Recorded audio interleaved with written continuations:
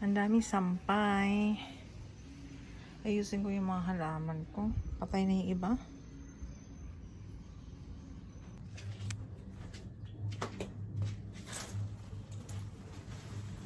Pagtanggal tayo ng sampay.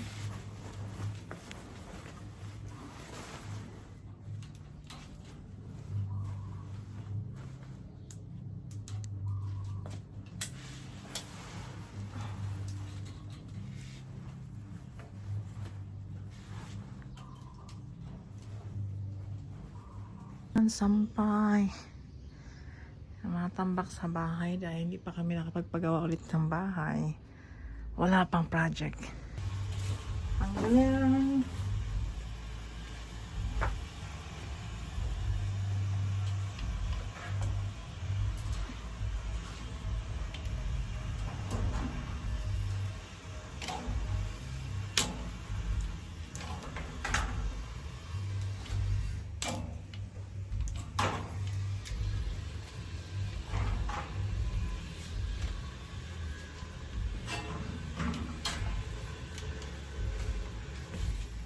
Muna natin yung mga t-shirt tsaka jacket dyan. Saka ako natutupin yan kapag hindi na ako busy.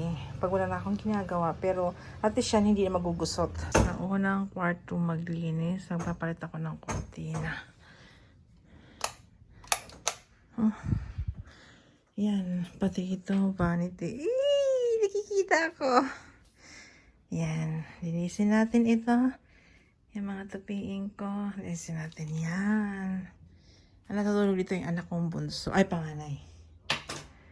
Ayan, pinalitan ko na sa lang taong matutulog dyan.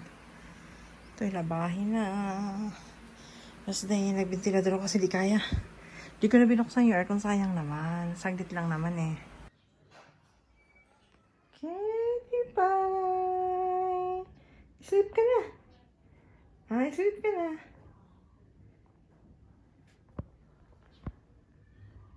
Yan yung baba namin. Grabe ang gamit ng bunso ko. Oh my God. Karat-karat gamit niya. Yan, ang dami niyang gamit na. Diyos ko, ilan lang yung sinusuot niya.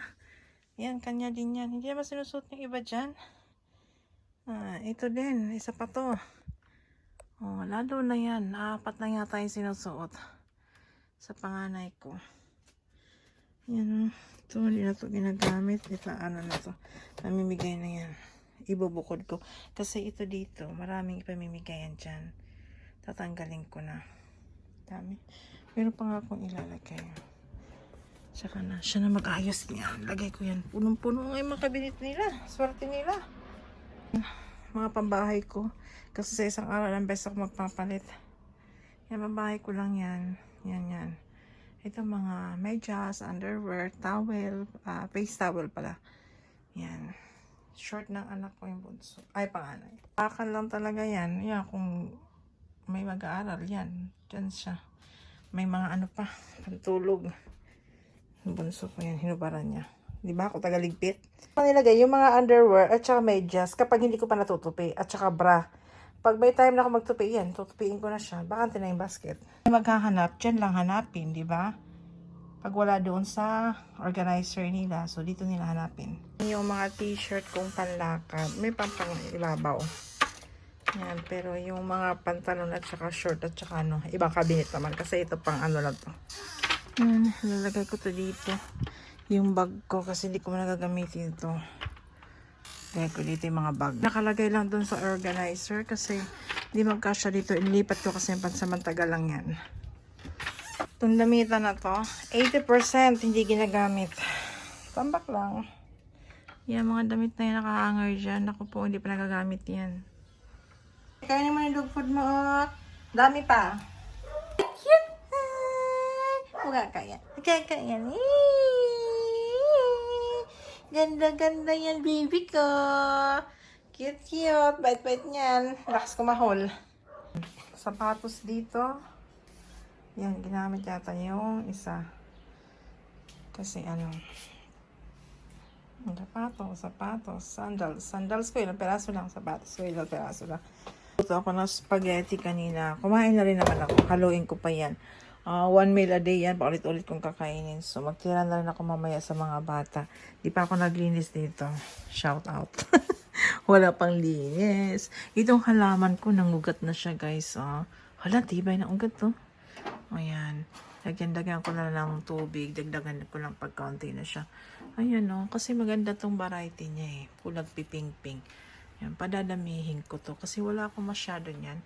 Kaunti lang. Maglinis ng CR. So, ito yung ano ko. Iba naman to. Nag-ugat na rin siya. Nilagay ko dito sa may ano. Ayan, may tubig pa naman. Ay, konti na lang pala yung tubig. So, lalagyan ko siya mamaya. Ayan, maglinis ako dito sa CR. Mamaya, daming kalat. Daming kung ano-anong anik-anik.